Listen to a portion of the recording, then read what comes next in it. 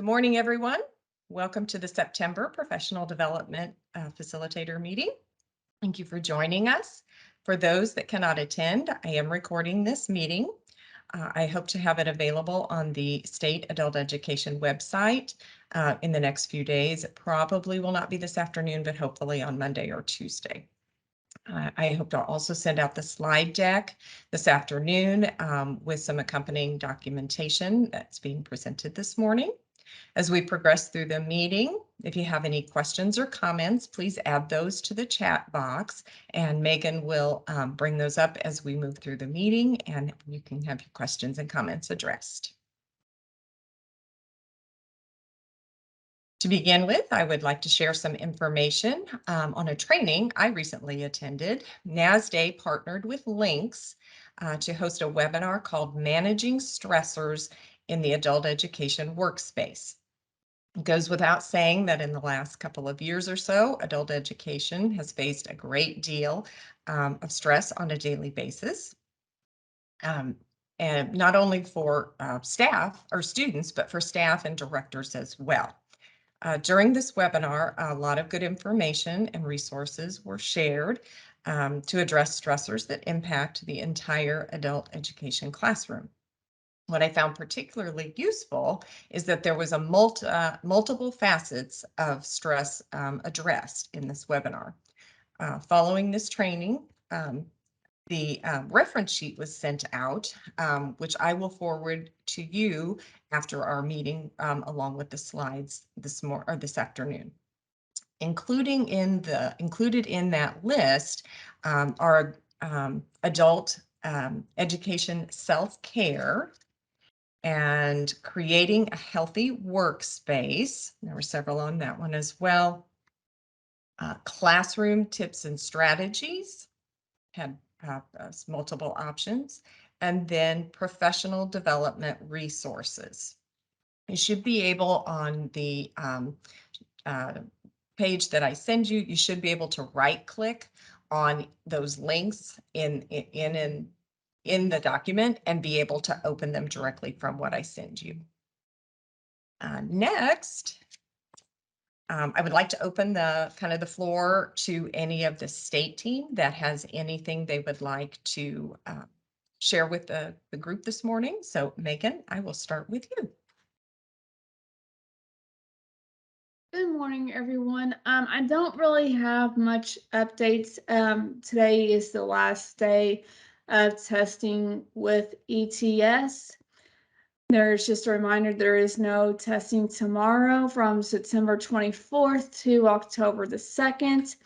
If you are doing any paper-based testing this week, those score sheets will still have to be sent over to ETS. Please do not send those score sheets to PSI. PSI is not scoring any tests yet. If you have any other questions or any other concerns, please let me know. I am trying to get through everything and communicate with them as much as I possibly can. So anyway, thank you, Amy. Thank you, Megan. I don't believe we have Donna with us this morning, Donna Lovelady. So we will move on. Camelia is with us. I'm not sure, but I don't see her on the listing either. Roy, let's go on to you. Thank you, Amy. Good morning, PDFs. Just wanted to encourage everyone who's doing the Parapro training to begin using the Prometric website to schedule your testing for your students. Again, they will be switching from ETS to Prometric in December, and I know that we have a jump in people who need to get their Parapro in January and the beginning of this semester. So I want to encourage everyone to start using that system now. And if you want to become a testing center, they do have a link on there where you can fill out to get more information. I don't think they're doing any new testing centers right now, so I would just prepare to use the ones that they have. I sent the list out before, but if you need a list of the cities that they're in, just let me know and I can send it to you. Or you can just go to their website and try to schedule a test for for yourself, and you can put in the range of dates and put in a location, and it'll let you know what are the closest testing sites for you to go. That's all I have. Thank you, Amy. Thank you, Roy. Laura Pastori is with us also. So Laura, I'll turn it over to you. Hello, everyone. Just wanted to give you a quick update on enrollment. We are up over 7,300, almost 7,400 students at this point as of this morning. You guys are doing a great job of getting those students in. If you are struggling in this area, please reach out to me or Camelia or Amy, any of the state staff, and we can provide some ideas on how you might start to build that enrollment a little bit up more. But we will be doing a full rundown on the October state webinar of where we are as a state and by region. So keep up the great work, and that's all I have. Thank you, Laura. Scott is with us this morning. Scott, do you have anything you'd like to share? Not right now. Okay, thank you for joining us. Jose is also joining us this morning, and I'm not sure I see him on the list yet. So we may I'm need here. There I'm you here. are. Okay, I'm sorry. When there's this many on the list, it's hard to find everybody. So Jose is with us this morning to talk about Indiana Career Explorer, and I Yes. think more specifically, Agile Work Profiler, correct? Yes. Okay, So great. good morning, everyone. Thank you for giving me time. Amy, thank you as well. As we all know, with our Indiana Career Explorer, we have our 3 assessments, and one of them is the Agile Work Profiler. It's a phenomenal assessment. If you haven't gone there, go there and try. I'm going to let this person in, Amy. If you haven't gone there, go ahead and check out the AWP. It's a great assessment. It really delves into the career exploration, but more so tools and resources, how they can better align themselves with career jobs, but also gives them, for example, for me, my first agility was organizing. So it gives you words that you can put in your resume and how to talk about it in interviews to better do your job. And so it's a phenomenal assessment, and there's some tools with it. So we will be doing AWP training across the state. Pam, myself, we have the AWP training team. Scott, I see him there. Scott was on the team as well. And so we'll be going across the state to do trainings. Haven't got the details on how we're gonna do it for the adult ed career coaches. And if PDF wants to come there, it's a phenomenal assessment, and we extend the invitation to you guys. And details will be coming soon, but just want to make yourself aware of that, and you'll be seeing a lot of communications coming from the state about that. So. Great.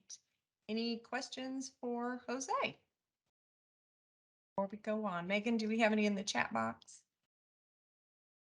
It could be by INCE to Indiana Career Explorer Yeah. as well. No big deal. Yeah, while There's he's nothing here.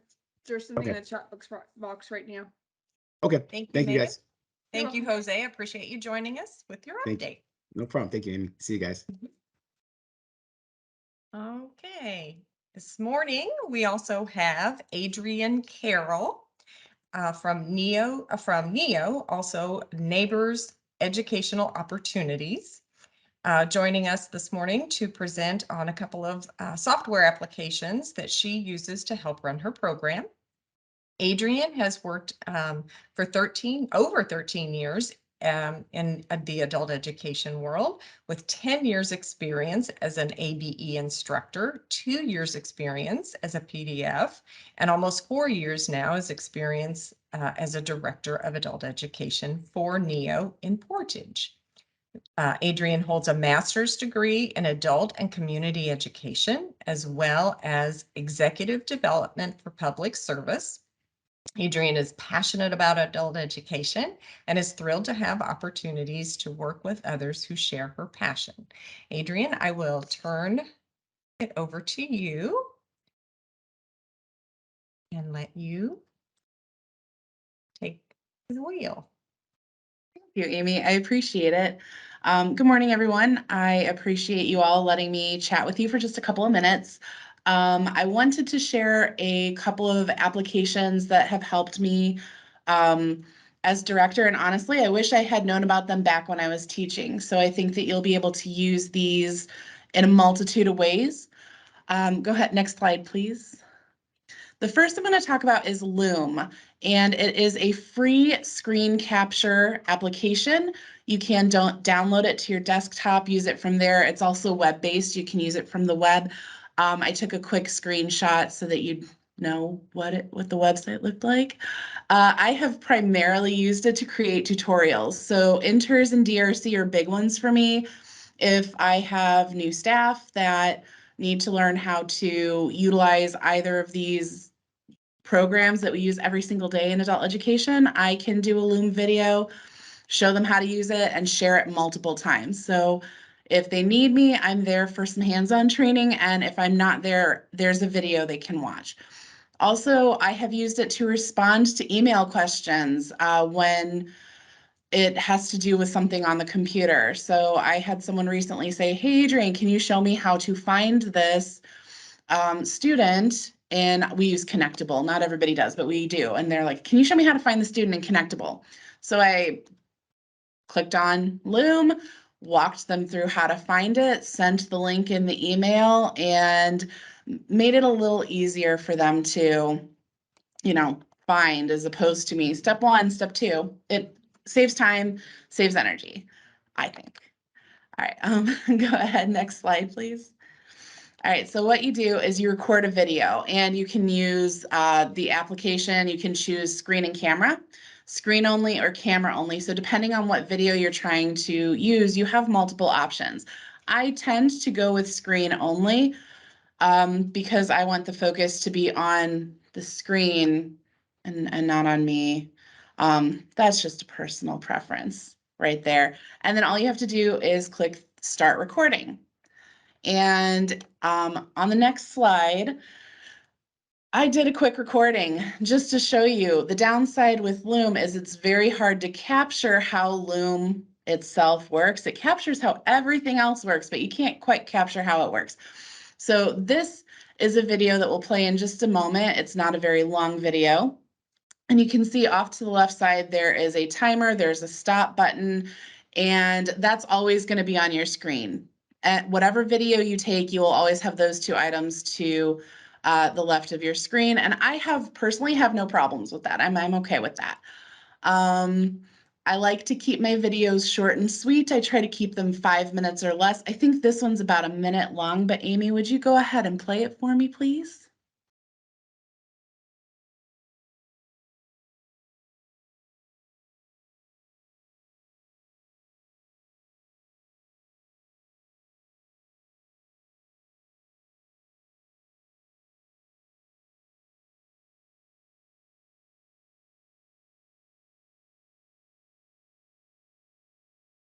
I promise you I'm talking.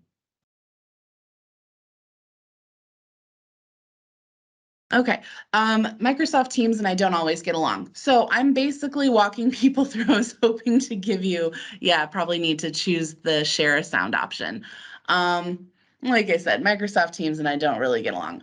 I was just walking people through how to get to Google Classroom from Google. And if the sound had liked me a little bit better, it would have a voiceover. As I'm doing the thing, I just voice over step 1, step 2. You go to the waffle, you click on Google Classroom, you blah, blah, blah, blah, blah. Whatever you need to say. Play it and you just read it. Would you like me to play it again and you just say what you would have said in the video? Yeah, hold on 1 second and I can grab that transcript.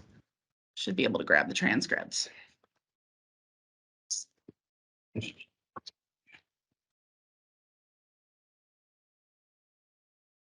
Sorry. So I'll back up a slide and then come back to this one so that it'll be Sounds again. Okay, here we go. I got it. I got my transcript up. And the cool thing is it does come with the transcript. All right, so let's see if I can make the transcript match up with the video. You ready, Amy? Yes. Okay. All right. So, hi, this is Adrian, and I wanted to do a real quick run through on how you could use Loom to do a quick tutorial.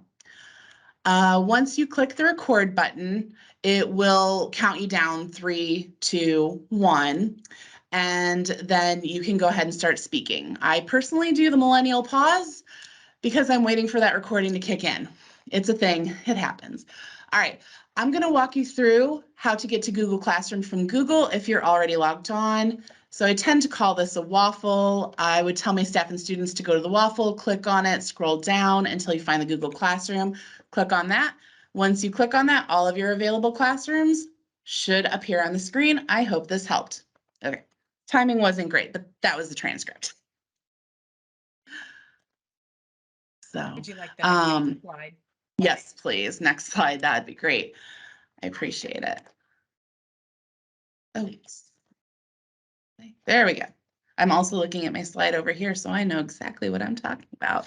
So I mentioned the transcript. It's right there on the right side of the screen. When you have it, when you finish it, and it is there on, you'll go to your Loom workspace. You have a lot of different options to fix your recording however you'd like. There is a transcript, review transcript. It's actually pretty good. When I went through, the only thing it got wrong was how to spell my name. It gave me the male spelling of the name Adrian, not the female spelling of the name Adrian. So that's the only issue I really had with the transcript. Everything else is spot on. You can adjust your video, change video preferences. You can snip your video, add in clips. I will be brutally honest, I have not really played with those because I'm going for short, sweet, easy tutorials, something that a teacher or a staff member can take, watch in 5 minutes or less, and I'm not snipping things, I promise. I even leave my mistakes in there. I'm not perfect.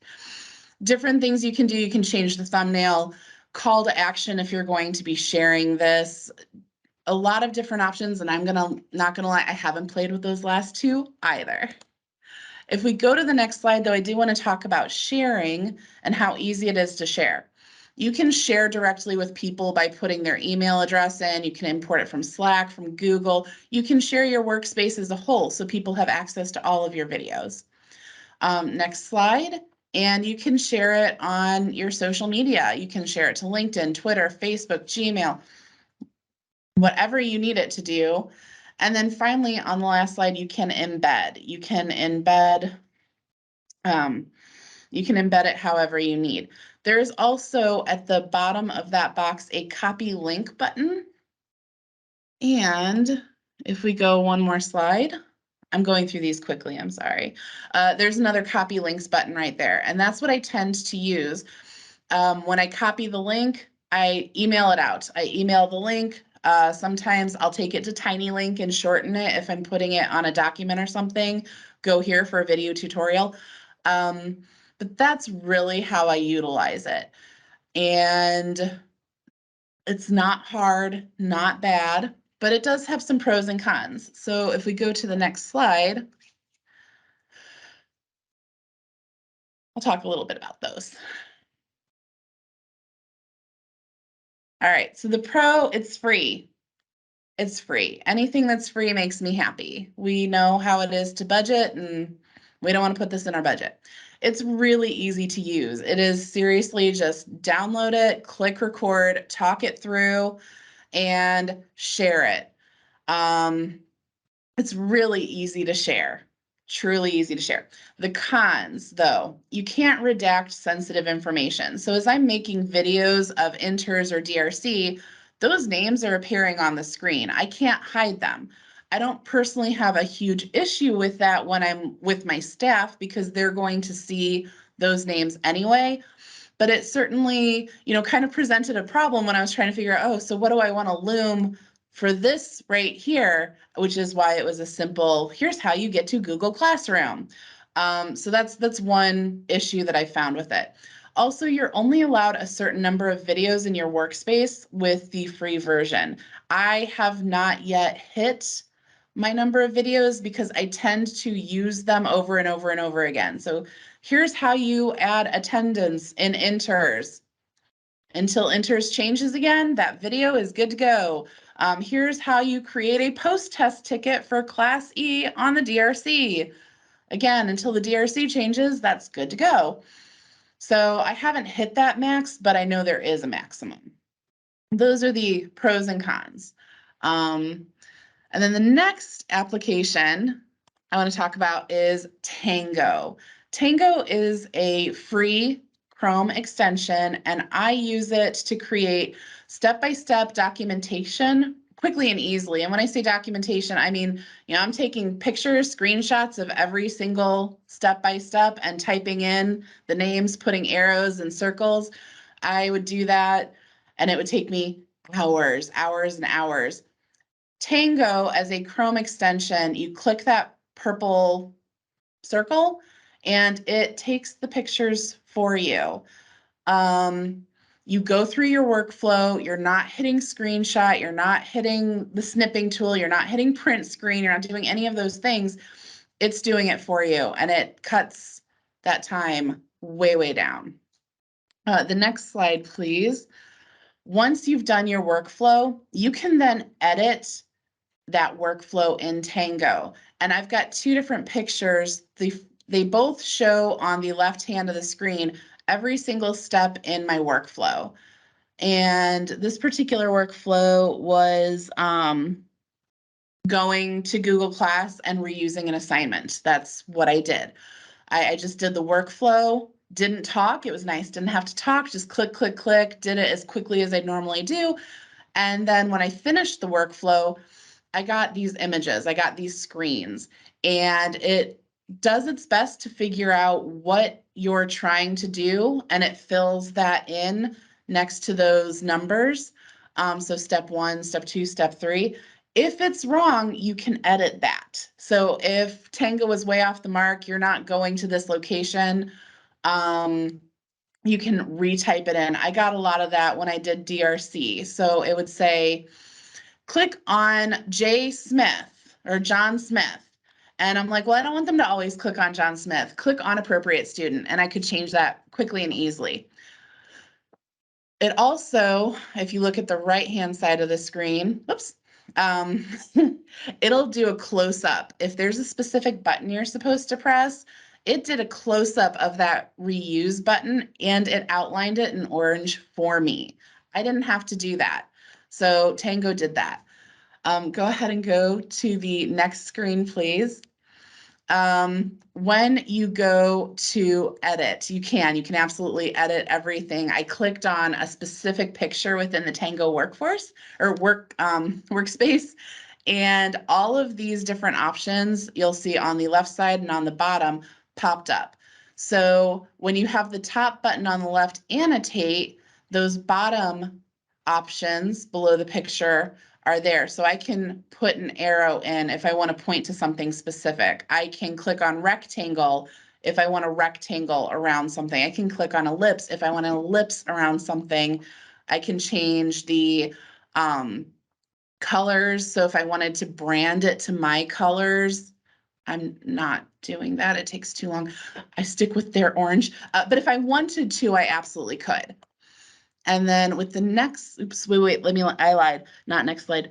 Below annotate is blur. So with those names, if I'm doing a DRC and I don't want everybody to see every name, I can click that blur box and then put a box over the names and it blurs it. So you're not sharing sensitive information. And then the final box on the left side is crop. I can crop out anything I don't want to show. Now we can go to the next slide. This also can be shared. You can invite people to view it. I've never really done that. I tend to want a hard copy that I can either email out or hand to somebody. So the next slide shows what I tend to use, and that's Magic Copy. I copy the HTML, I paste it onto a Word document, and then I go ahead and I edit from there. I didn't go over the download or live embed. Those are options, but they're not options I played with. So if you're interested in those, feel free to play around with it and share your results with the group. I do have a finished product on the next slide. And this is what the documentation will look like when it's done. So I chose steps 19 and 20. And for the session name, that's just my pseudonym. It doesn't matter. I didn't need to block that out. But you have multiple options. You can go in and use a orange rectangle or whatever color rectangle you want to blur things out, or the blur feature is down at the bottom under step 20. You can kind of see that light blue blur box. But this is what it looks like.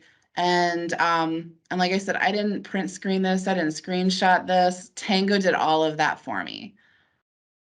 And then my last screen, some pros and cons. I am a big fan of pros and cons. Pros, it is free. I think it's easy to use. I think it's easy to share. I've been able to make 2 or 3 of these just since this program year started. It allows the creator to redact any sensitive information, and I really do love that. Now, some cons. It cannot capture a workflow outside of a Chrome browser.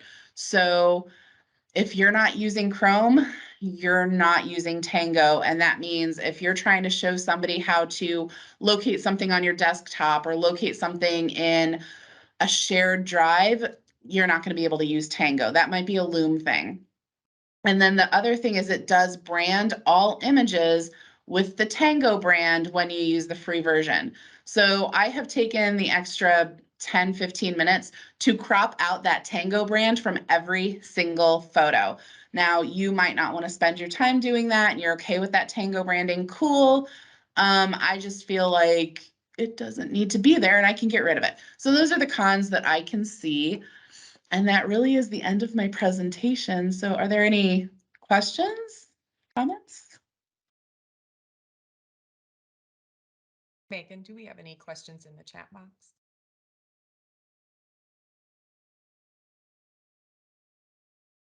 I'm trying to get my microphone to work. We just have some comments. One of them says, I love Loom. I use it so much. The other one says, this looks great. I'll definitely be trying this. So where is this chat box you speak of? I cannot find it in any place in my controller. if you look at the top, Sheila, where it says leave, and you scroll over, there's a little bubble with lines in the middle of it, and it says chat underneath. It's right next to reactions. I don't see that at all. It might be at the bottom of your screen, Sheila. I think if you're not on Microsoft Teams as your primary platform, I think it shows on the bottom rather than the top. And it might be where the little 3 bubbles are. Yeah, I checked that and it's not there. Okay. You don't see, okay, do you see a button that says reactions? No, I don't see, I do see reactions. Okay, right, look reactions. right next to reactions. No, I don't even see, yeah, I do, mine's not next to reactions. Maybe if I click reactions. Nope, it's raising my hand. Sorry. No, I just get to raise my hand. That's all I'm allowed to do. Okay, well, feel free if you have a question for Adrian to go ahead and ask. No, I'm just sorry. I just thought maybe I was not looking in the right place, but I've looked all over this thing, so. Yeah, I have my own personal laptop going as well, Sheila, and I don't have a chat box on it as well. So I'm not sure.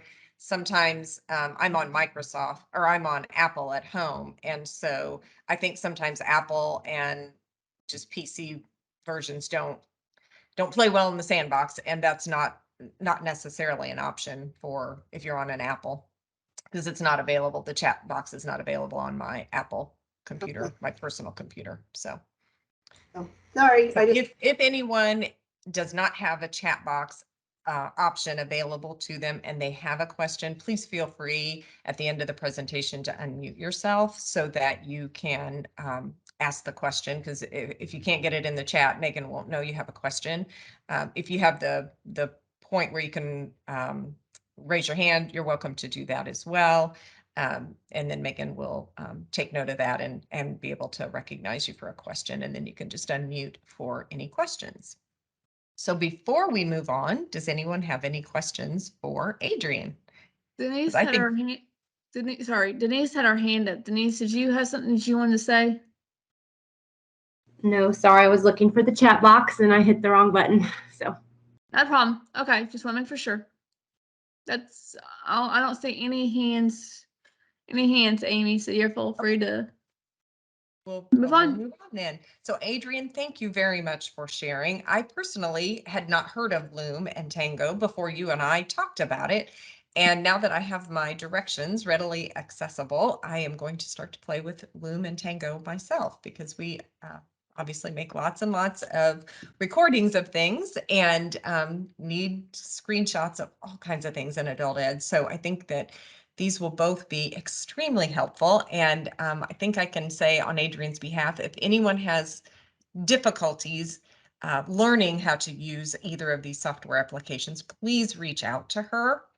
Her email is in her introductory slide, and I'm sure she would be able to answer any questions either via email or a phone chat or even a Zoom or Teams chat, and she can maybe walk you through some things to kind of get you up and running. So thank you very much, Adrian. I really appreciate you sharing that information with us. Thank you. And last but certainly not least, we have Jenna Lee Thienkant and Donna McNeely of Marion Regional Career Center here this morning, and they are going to talk about managed enrollment. They are unfortunately having some camera issues, so they will not be on screen, but their slide presentation is with me, so they will still be able to share their information. There's their introductory slide. And if you need to reach out to either of them as well, following our meeting this morning, please feel free to do that as well. And then we'll open up the floor for questions after their presentation. So Jenna Lee and Donna, I will turn it over to you. Good morning, everybody. This is Jenna Lee speaking, and I'm the program coordinator, and I'm here with Donna McNeely, and she is one of our teachers, and she has taken the lead on onboarding all of our new students, getting them through the registration and orientation process. Can you move it to the next slide, please? I am one of those people who just really likes context, so I wanted to give that to you guys, just a little bit of background about our program, because in the short time I've been in adult education, I figured out that the adult ed programs look really, really different from community to community throughout Indiana. So we are one of those smaller programs. This year, the state has set us with an enrollment goal of 130, and last year we had 103 students enrolled. So we're definitely going to have to make a big step up, like all of us are expected to do this year. We're not really connected with any other type of continuing education program. It's just us doing adult ed through the DWD grant. We're connected with the Marion Regional Career Center, but that is all high school level career training programs. We're a small staff of 4 part-time professionals. And in the years past, my understanding is that the staff had been even smaller. Like often there was 2 part-time professionals and 1 classroom aide, and they were doing everything for the adult ed program. So because we had a small staff and just some different things that staff had observed with the demographic and what was working and what wasn't working, we had, I guess, basically defaulted to a model where we offered registration, orientation, and tape testing just like on demand for walk-ins, like any day, anytime. We were trying to get enrollment. We'd be like, yeah, come on, let's get you started right away. And we'd have people come in. But now that our staff has been able to grow a little bit to where there's 4 part-time professionals on our staff, we saw that there was some pros to that model, but we also thought that in some ways it was hard to keep up with, and we just had a feeling that there was a better way, and we figured we may as well give this a shot. We may as well just go ahead and see if we can be a bit more just like organized and rigid with how we go on with our enrollment and onboarding students. Can you move it to the next slide, please? So this is our team.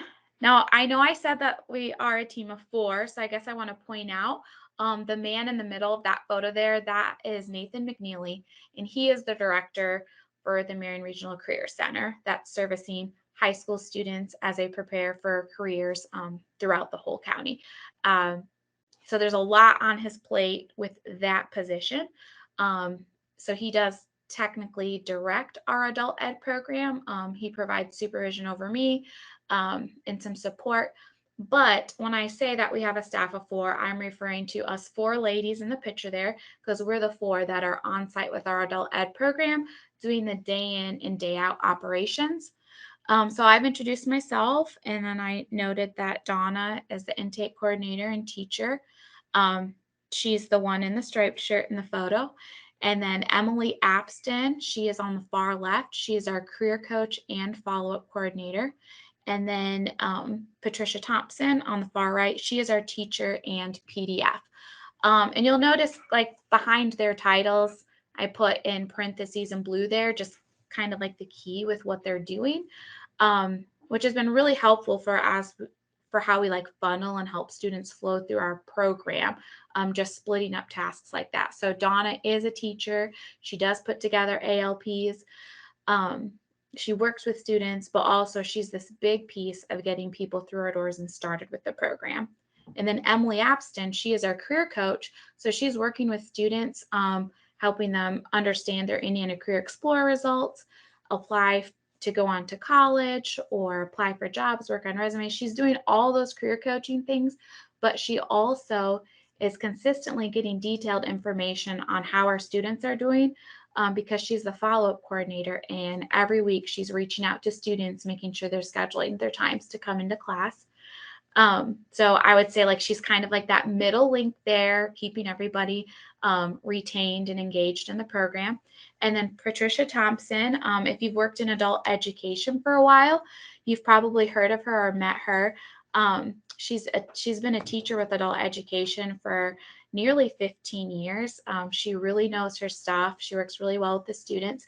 And she is a big key piece to like that final push for getting students ready, whether it's to go sit for their high set test or their paraprofessional exam. Like, she's really good at reading where their academic progress is, figuring out what to give them next, and getting them the skills and confidence to just go ahead and finally achieve what they came here to do in the first place. So that's our team, and just kind of an outlay of how we do things.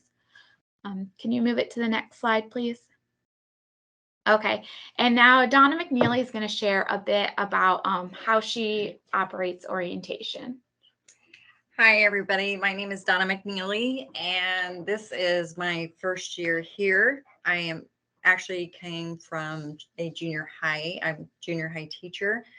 My background, I do have the WIOA background before I moved to Indiana, so that has really helped out with this current position.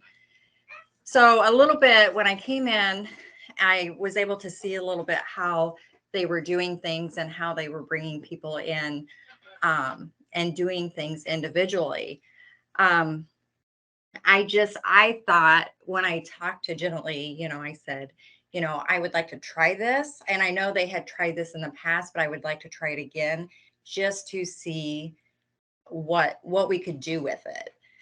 So we do offer a 4-day orientation. And the reason we do a 4-day is because, one, this is going to tell us whether the student is going to stay with the program or if they're just going to drop off. And I'm not saying that if they ended up not coming back for the orientation, we don't ever let them come back, because we do. But we just treat that situation differently. But we know the ones that are serious and that the ones that want to get through this program. So within the 4 days, we do test, 1 test a day. But Do you want it to go to the next slide or no? Sorry. Oh, I'm sorry. I'm just kind of talking. Oh, Here. I'm you're going to go. So going with this slide, so before the actual orientation, I always send out an email reminder, and I do a phone contact as well, just to make sure that everybody's aware, just to remind them that they do have their orientation the next day. Can you go to the next slide, please? This is just the email reminder that I send out to them. And then like I said, I do the phone call as well. Okay, next slide. So the basic components, and I'm sure everybody everybody's doing this. We're still tweaking how we're doing everything. I think the most important thing is when our students walk through the door, building that relationship with that student, because it's hard enough for them to walk through the door and to try to do this with everything they have going on. So I think that's the important piece. So as we go through each day, we are not only doing the basic things that we have to do, we're building that relationship to where they can come to us and they feel comfortable coming to us with any problems or, anything they have going on, so they are successful. One of the big things I like that I do is the accountability calendar. So when they are filling out their information, we do 2 calendars. I hand them 2 calendars and they keep one and we keep one. And they mark on that when they think they're going to come in. Not that that's written in stone by any means, but this way we can stay in contact with them following up if they're not coming in. But it gives them more accountability. This is when I'm going to be here. Okay, you can go to the next slide. Okay. So here I just wanted to point out some things that I feel like our program is doing really well with orientation and beyond. So kind of what Donna addressed is we have a really relational approach, which is doable because we're a small program and a small staff, so that does work to our advantage. And our orientation has all those basic components that probably most of your program's orientations have as well, as far as all the paperwork and releases and tape testing and learning styles and Indiana Career Explorer. So we have those basics, but when I was really thinking about the things that Donna's implementing and what's working really well, I came up with a few that I really wanted to highlight to you guys. So one of them is that for any of our students that are 16 or 17, we really encourage their parent to be with for that day one of orientation.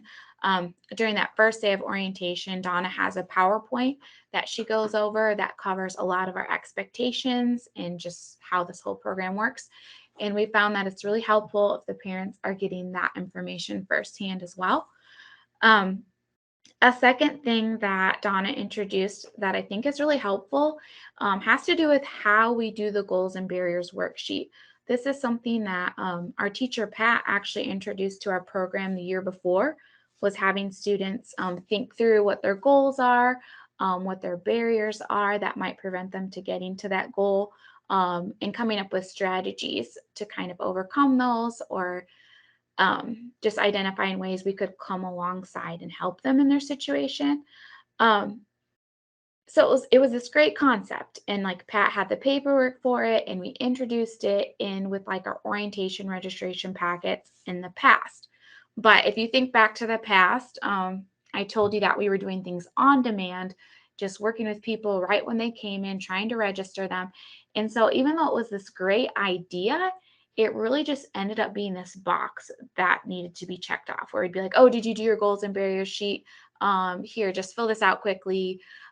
We didn't really put a lot of thought into it and give them good examples and encourage them to really take ownership of it. But what Donna has done in the orientation process is there's a day that she introduces it. She goes through examples, she talks it through with the students, and then she says, now what you're going to do is you're going to take this home with you. And for some of our students, like they have a spouse, other students have a parent, she even encourages them, like, you might want to share this with your family and talk about kind of how your family can all rally together to help you be successful here. And the students have been great about actually putting thought into those and going home and doing them and bringing them back in. So I wanted to point that out. I think that's something that's been really helpful. Another piece of our orientation that I think is great is how we include our career coach in the process. She is the one who's coming in the day that we go through Indiana Career Explorer. And she's helping the students figure out how to navigate the site, see the wealth of information that is there and available. So later on in individual career coaching sessions, that's when she can get more into detail in helping each student interpret their results. But in the large group setting, she's already helping the students understand, like, this is a resource, like there's a wealth of information here, and this is how you navigate it.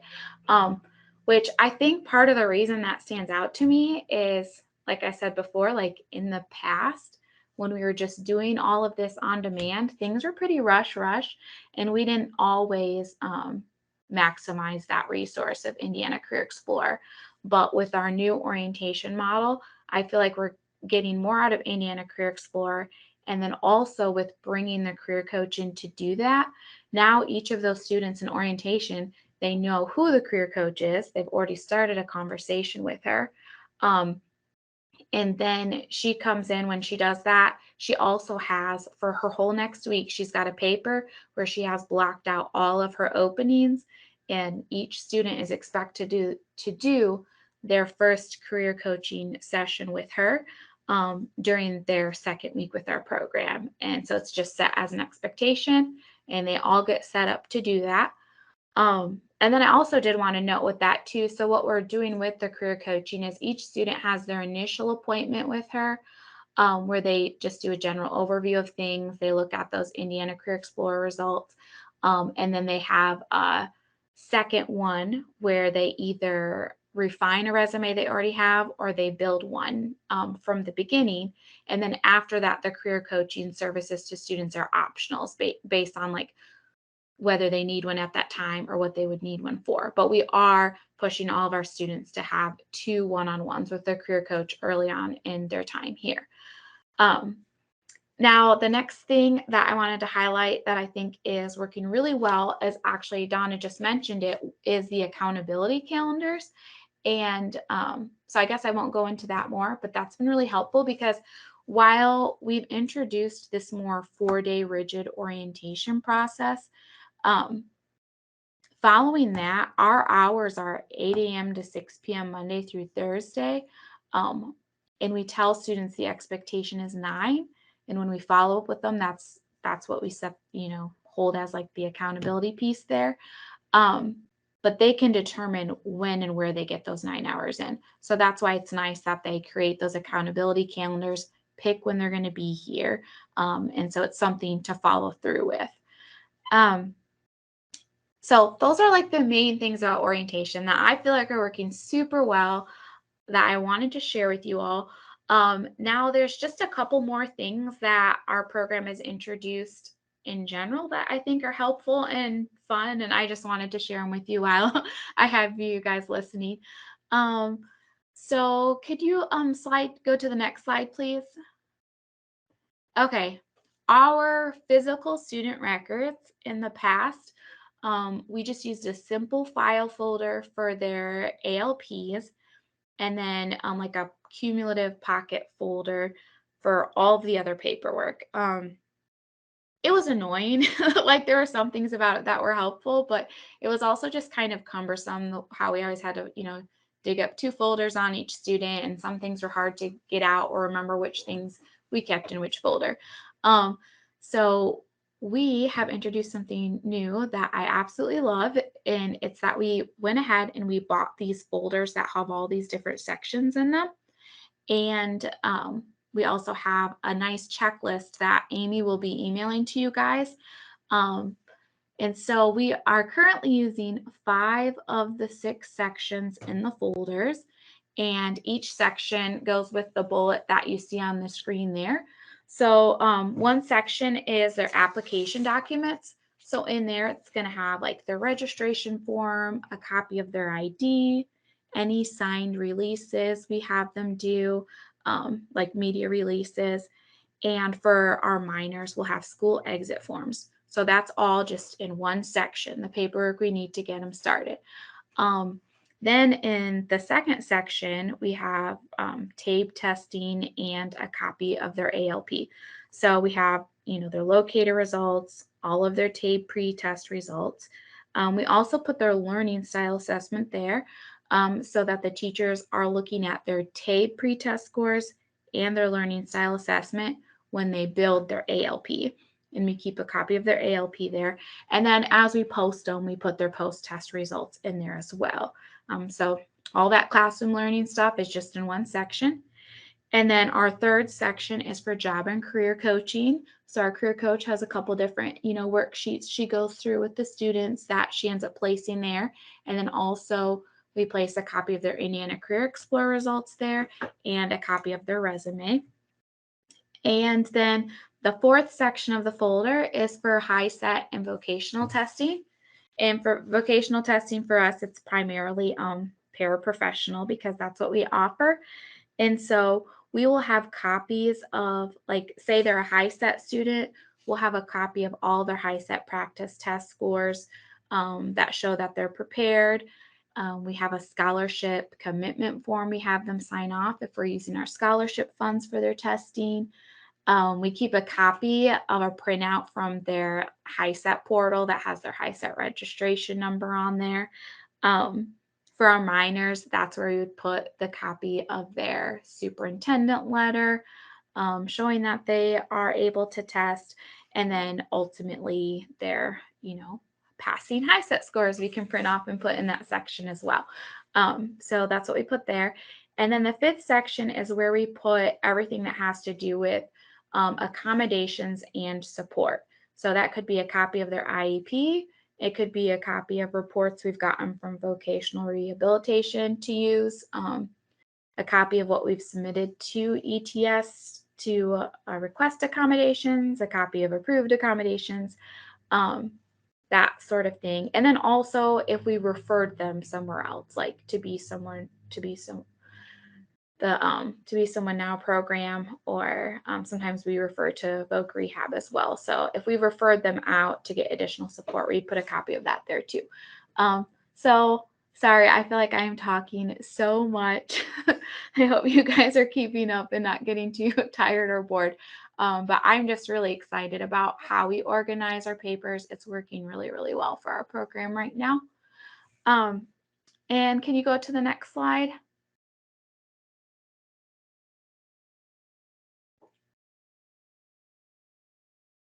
Okay. So this is just shifting gears from the folders. I wanted to move on to something else that's working really well for our program. It was actually like kind of painful for me to take this photo and put it on the PowerPoint because at a glance, I know it's nothing super pretty to look at.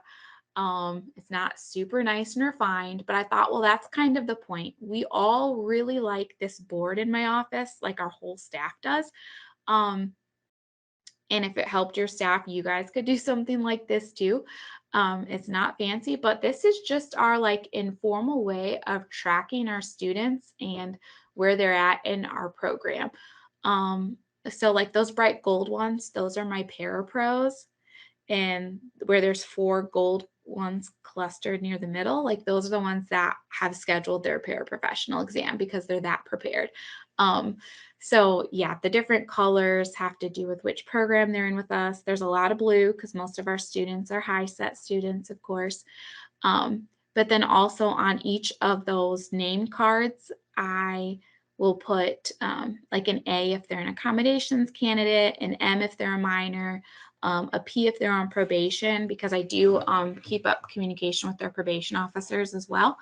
So it's just kind of a nice visual reminder, like you can just glance at the card, kind of remember, the key things that are going on with that student. They're color coded by type, and then we just move them around the board based on where they're at. So I already pointed out like those bright gold ones in the middle are our parapro ones that are ready to test. There's a cluster of 6 blue ones, and they are ones that we're hoping to send to a testing center later in October because, well, they're really ready. And then there's another cluster of 6 there that the little sticky note above that cluster, it actually says almost there, just a few subjects remaining. And those are our students that they just have like 1 or 2 subtests they need to knock out, and then they've earned their HSE. And then like we go through and we add stars on them once they've gotten post gains.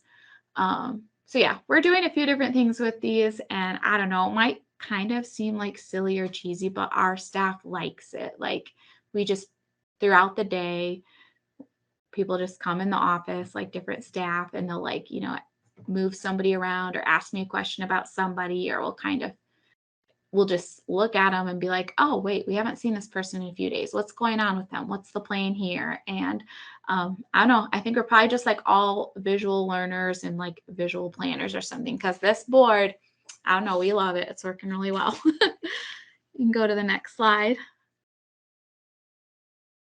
Okay, this is just a sample email that I've sent to probation. So in the past, especially our drug recovery program, they have sent us a lot of referrals. And what I noticed over the last couple of years is we would have students through that program.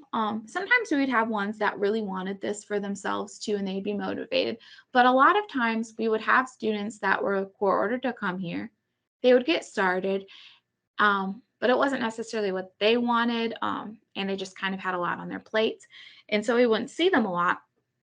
And then a probation officer would, shoot us an email and say, hey, how is so-and-so doing? And we'd look and we'd be like, wow, we haven't seen them in 2 months. So we can tell you like what they've told us about why they haven't been coming in. Because we did keep like a good record of our follow-up with students. But I don't know. I just saw it as an opportunity where in the past, it's like we were waiting for POs to talk to us.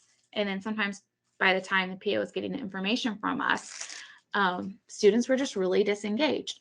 So now, this is another thing that Donna does really well with orientation is in the beginning, she's able to identify which students are on probation, and she gets the names of their probation officers and their contact information. And then also on the side too, I will tell you, I think it was in July, I did speak with Grant County Probation, and I was able to speak at a meeting where I told them about how our program would work and how I wanted to like keep them very informed on how any clients they sent our way were doing and everything. So I guess I did that piece on the side to like let them know who we were and that we wanted to like engage really well with them moving forward. And then Donna in orientation, she gets that information from students. And we also let the students know, like, we're going to be talking to your PO pretty regularly about your rate of attendance and how your academic performance. Those are the main things we're going to be talking about. So everybody's on the same page and knows what's going on. I think so far this program year, I've only had one student that got annoyed with me for talking to her PO, but for the most part, like everyone's on the same page and knows what the plan is. So all of our students that are on probation, I just have in a Google spreadsheet. And I just go in every week or two and kind of check off as I shoot their PO and email. And this is what one email looked like. This is kind of like a form. I just like sub out, the names and the scores and a couple little details, but this is very typical of what I send a PO once they've finished the 4-day orientation process. So I let them know, where those TABE scores are at, but also kind of how that compares to what would be required for readiness, because I know that this isn't their world, so they don't just automatically know that. So I help them understand that. And then when they move into like their high set practice testing, I do the same thing where I'm giving them updates on scores, and then I'm letting them know like what would be a reasonable goal for when they could test by, and just availability when different centers are offering the test and such. So I don't know, I feel a little silly presenting because I've only been in this field for a couple of years. And a lot of this stuff, I'm always wondering if you guys are already all doing this too. So if you are, I'm sorry if this is just extra information, but it's something we're doing that's working well. You can move to the next slide. Okay, this is the last slide and then I'll be done. So I shared all of this, and we're only a couple months into this program year. We're only a couple months into like this managed enrollment, where we're just taking a new cohort or two of students each month. But the reason I felt encouraged enough to go ahead and share with you guys what we're doing is because like it is working. Like the statistics are showing us that so far. So at the beginning of my talk, I told you guys that last program year we had 103 fully enrolled at the end of a whole program year. Well, as of yesterday, we had 54 fully enrolled for this program year. So just our enrollment is doing great. I understand it kind of has to be like more heavy ended near the beginning of the year because later on in the year, there's some things that will probably slow down enrollment, such as holiday breaks and inclement weather and that kind of thing. Another thing is that our testers that we sent to sit for the high set in September, they were all really strong. 6 of the 7 that did the full battery passed. And then we had 4 do partials, and 3 of those 4 passed everything they tested in. So we know that we're getting them onboarded and we're getting them prepared really well. And then just looking forward, we're just going to have like a real intentional plan of attack for like just keeping up with the student retention and getting them, post tested in the right time frame so we can capture that growth, so that we ultimately hit our MSG goal as well. And then another thing that our program is going to be looking at moving forward too is how we could roll out this more organized orientation process that we're doing with our HSE students, how we could implement that with our paraprofessional and ASVAB students, because those students we still take like on demand as they need us. And we've had a pretty big influx in parapros this year, to where it is a lot to keep up with. So all that to say, we're doing pretty well, but we know that like we just have to keep problem solving and working hard because like there's still a lot that lies before us as well. So yeah, I think that's all I have to share. Thanks for listening, and let me know if you have any questions. Thank you, Jenna Lee and Donna. I appreciate you both joining us this morning and sharing your information. Even for programs that have managed enrollment and have been doing so for a while, I'm sure they've picked up some little tips and tricks that you will find that you presented that they can find useful and helpful. So thank you both very much for sharing. Megan, do we have any questions before we move on? We also have some comments as well. Carol Bible says we've also discovered that we must get parents involved in orientation for our under 18 students. Carol says it's also, I like it. It's a great system. The question is, will October PDF report be discussed during this meeting? And Julie says, great presentation. So we'll say that again. I'm sorry. So will the October PDF report be discussed during this meeting? I assume you mean the goals. If you have any questions on the goals, please feel free to reach out to me. I did not plan to go over that this morning, just because it's very similar to last program year. And I plan to reach out to any of the new directors that are with us this year and work with them directly if they have any questions. But if anyone has any questions, please feel free to reach out to me regarding completing the goals sheet. And I'm happy to go over any of the information. I tried to streamline the program development plan this year. A lot of the information you will be able to just take off of the enters reports. And I believe I included which report you would need to pull in order to get that information. But if you still have questions, please feel free to reach out to me. I'm more than happy to answer any questions. We have one more question too. It says, do they require the communication with probation officers? Generally, you might want to answer that? Yeah. So we just set it up as an expectation in orientation. We say, we work closely with probation. Even though we're initiating it a lot, I feel like we do use language that's kind of vague, that is basically saying like, yeah, your POs want to know how you're doing, and we keep them in the loop. Like we let them know how it's going. So I don't think they really buck up against it or challenge it because they're used to their probation officers, like getting information on them, like getting what they want. So I think for our students in their minds, they probably more so think that we're answering to probation. But I guess I'm just telling you guys, like, we're the ones like who initiate it instead of waiting till right before they have to go to court and giving updates that weren't super great is like what we did in the past. But now we just let them know right away. And I think I was telling you that about like I gave you a sample email and explained, what we might put in it. But I guess I did want to follow up and say that like the probation officers, they have been really responsive. Like one of our students, I had just sent like an update and he's like, I have the pom poms ready and I'm going to cheer on as soon as she comes in for a meeting today. Like those are the kind of responses I'm getting from probation.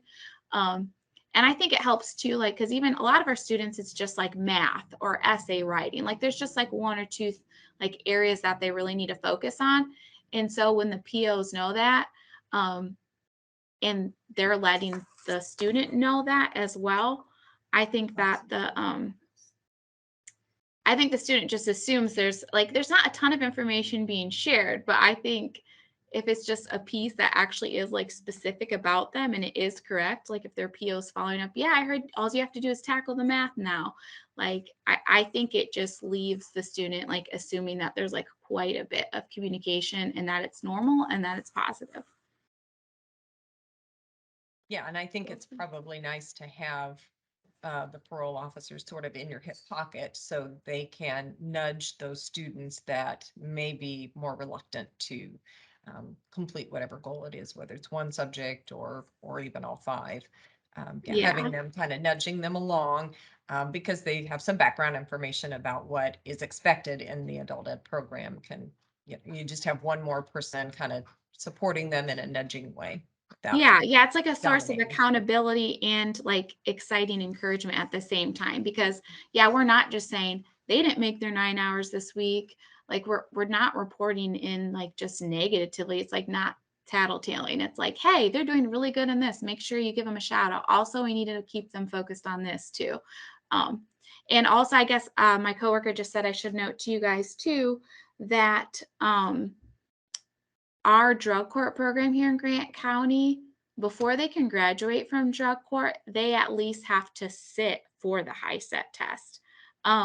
So I guess that's something to think about too,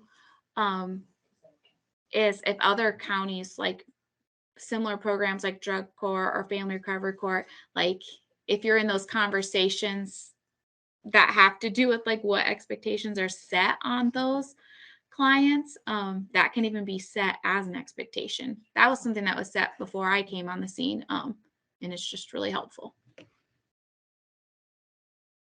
Thank you, Jenna Lee. Megan, any other questions or comments pop up?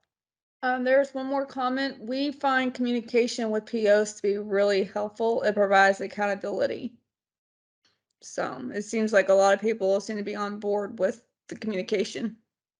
Yeah, I think probably you would find most parole officers are quite willing to partner because it helps their job probably as well if they have a full picture of what their parolee is doing and where they can help them move forward. So great. Absolutely. Thank you, Megan. You're welcome. In Monroe County, we get a report from the probation each month telling us who's on probation and who their probation officer is. And then I always send them a monthly report.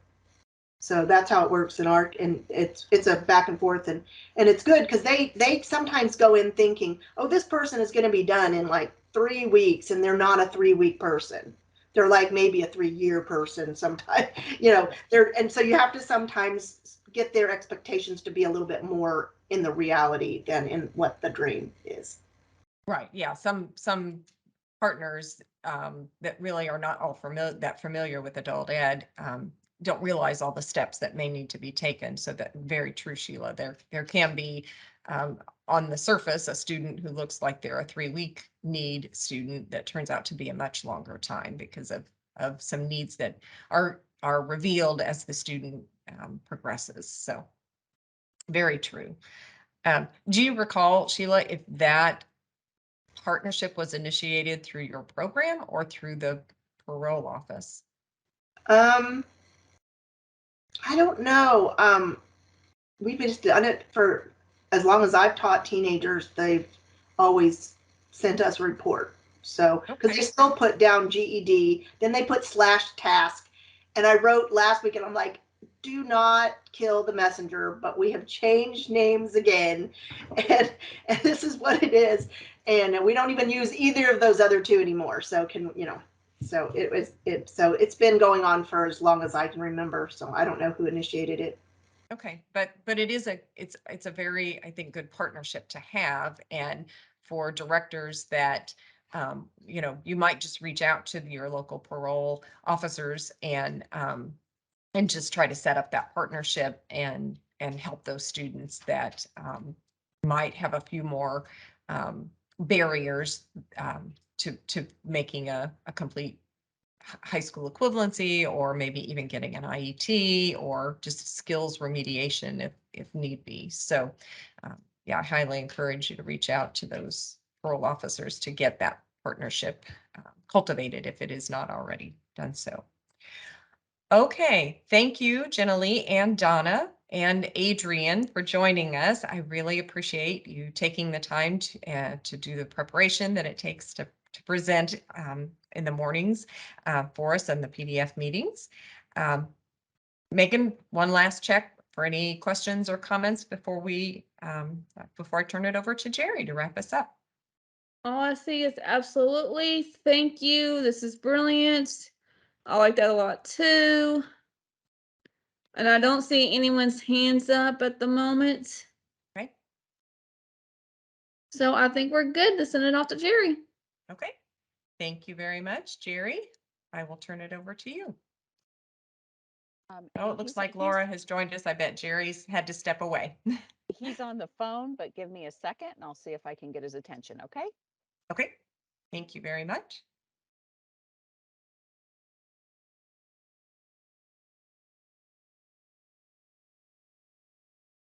While we're waiting on Jerry, does anyone have any questions in general that they want to discuss, or any concerns they want to bring up that might need to be answered before we get together next week? Next week's IAACE, so don't forget, pack your bags for cool and warm weather. I think we're going to have some combinations. Could you address I think it's on our report, I think it's number 2, where we have to do all the percentages. We've never done that before. You know, the percent of this and that, because some of those are all like, I call them the zeros, and that, you have to find those, especially if you're a big program. We think we may have come up with a method that's going to work really well, but I just was wondering how maybe others are trying to figure out their percentages, because there's really can't just get that from enters. Well, it would be your enrollment number. So if you're just wanting I believe goal 2 is just your enrollment number, correct? Well, no, it's you have to have the percentage of people who signed up but didn't show up, the percentage of people who showed up but didn't finish the orientation, Okay. the percentage of people that finished the orientation but didn't make more than 2 classes. And so those are all like, that's a really difficult number to capture. So I guess what I'm assuming is every program would have some sort of either a spreadsheet or something that they are tracking which students sign up for orientation and which students actually attended orientation. So, down at the bottom of the spreadsheet, you can get your totals for each column. So if you have, just add one more column, even just to make it easier, you put a 1 in the column if they completed orientation, and then you would be able to base that on that column. If every student showed up for orientation, every column would have a 1 in it. If 9 students don't show up, they won't have that 1 in that column, so that you would be able to get, a number of how many signed up and a number of how many did not attend, and then you could just divide it to get your percent. Does that answer that question? I created a form, and then Lily turned it into a really pretty spreadsheet. So we have a spreadsheet that we just started using, and catching it up and just trying to track it all. But it's it was just something very different. And it was like, oh man, that's not just reading a number off of a spreadsheet. That's collecting it from every teacher and getting all those things set in. And so I was just curious. So I Yeah, actually if put my every schedule back teacher 2 handles weeks. their, I'm sorry, go ahead. I said I put my schedule back 2 weeks because normally I just remind myself 2 days before that I have a report due, and I'm like, yep, I better give myself a couple weeks to do that report. So Yeah, if every teacher that in a program does their own orientation, there will be a little more tracking that needs to be done. And that, that information you'd want those teachers to share that with the PDF or in some programs, the director of how many they had sign up and how many completed and how many, came to the first class only. So there will be a little more tracking of that, but the hope is in doing that extra tracking, we can reach back out to those students that did not complete orientation and find out what did not meet their expectations and why they decided not to return, in hopes that we can address those and get them to come back in and finish the orientation, or go to more than one class, or sometimes students call and they're sort of in a state of distress and they think, oh, I need some supportive services, and they call your program, and then they find out that it's not a quick and easy thing, that they actually have to put in some effort. And so they may decide at that point it's not for them. And if that's the case, you don't want a student in there that in the classroom that does not want to be there and want to be supported. So reaching back out to those students at a later date, and their circumstances may have changed and they may have decided, yes, I can do this now. This barrier, that barrier I've overcome, and the program is clearly available to me because they've reached back out and they're willing to be supportive and helpful in me attaining, whether it's an HSE or some skills remediation to go on to possibly community college, or finding out about those IETs and WEIs, and that they can be supported not only through your program but other local services. So if a student mentions having a particular barrier, that there is an organization or an agency in your area that can address that, it helps you figure out which partnerships you need to reach out to support that student. So we're just trying to find different paths in which we can turn those reportable students into enrolled students. yeah, no, I totally get it. That's what I work on for my personal numbers, and I was supposed to be working on for our school numbers this year, and then that popped in, and I laughed, but I was like, oh man, I don't know, that just collecting the numbers I thought was going to be very challenging, but I think we've created a spreadsheet that I think, and everybody's using it so far, so that's great. That I think it'll make it a little easier to have a collection of those names and information. So, but I thought maybe that might have been what was causing some other PDFs a little bit of anxiety too, because it was a very different thing that we've not ever reported on before.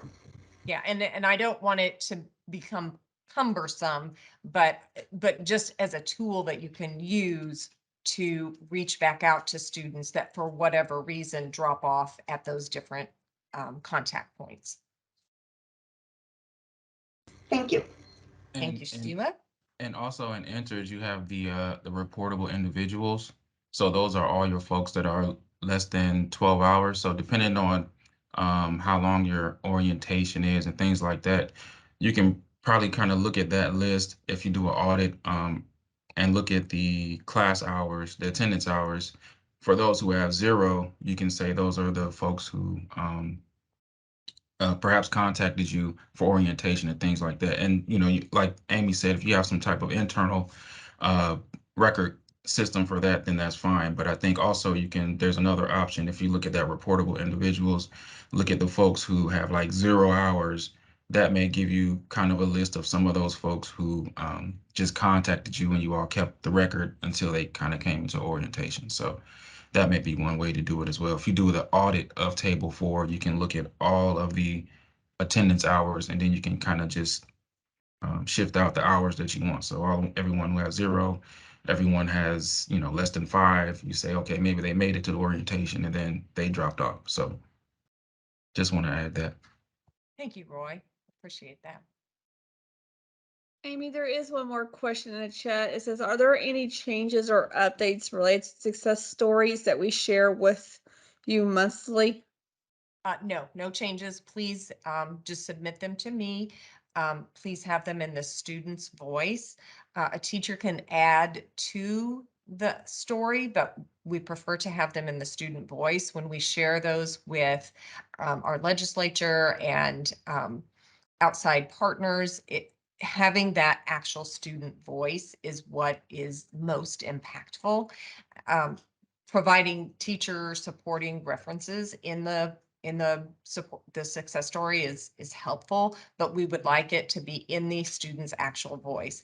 That's not saying that the student is left to their own devices to create the success story. A teacher is perfectly welcome to help them formulate and answer the questions, but if it's presented in the student's voice of, I had this barrier and my program helped me overcome that, and this is my success.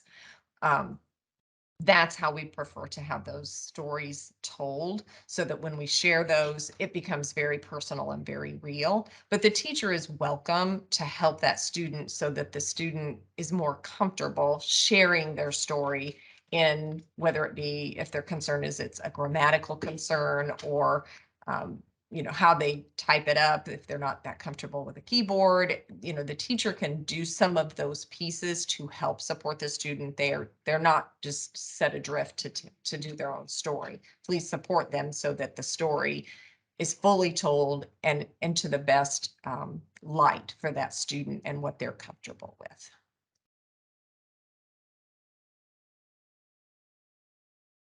Any sign of Jerry, Laura?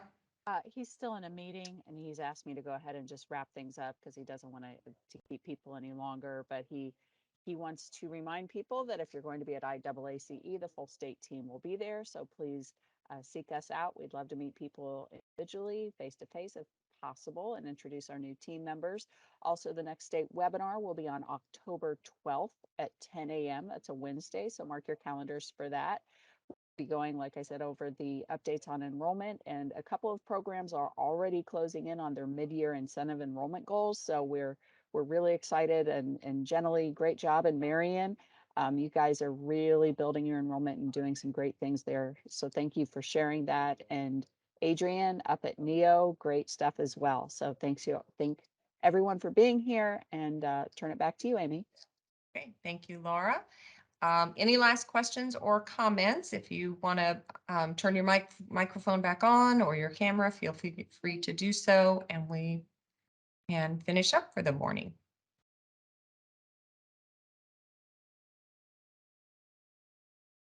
Okay, I don't see any questions. Megan, there's none in the chat box, correct? Correct. I don't see any other questions in the chat box. Our next professional development facilitators meeting will be on October 28th. That again is the fourth Friday of the month. Right now, I believe the fourth Friday is of November is the week of Thanksgiving. So I don't plan to host one the month of November. But if anyone has any information that they want to share, I can have that available, and we can add that to the statewide call. So please feel free to reach out if you have anything you need to share that you would like to present on. And then I will try to have an earlier meeting in December so that we are not falling again during holiday break for the December meeting. Thank you. Yes. I'm sorry, I was just going to say, state holiday is that third Friday after Thanksgiving. So if we want to have it maybe a week earlier, or maybe earlier that week, so we're Okay, still on a state schedule. I'll check the calendar and see if we can make that work. I know there's some other complications for November. So, but I will let you know. But as of this point, I'm not planning to have a November meeting. If I can work it out, I will send out a notification as soon as possible. Thank you, everyone, for joining us. Please feel free to reach out to Adrian and Jenna Lee and Donna if you have any questions on what they presented today. Also with Jose, feel free to reach out if you have Indiana Career Explorer questions. And we hope to see everyone next week at the IAACE conference. And have a good weekend, everyone, and take care. Thanks, Amy. Bye.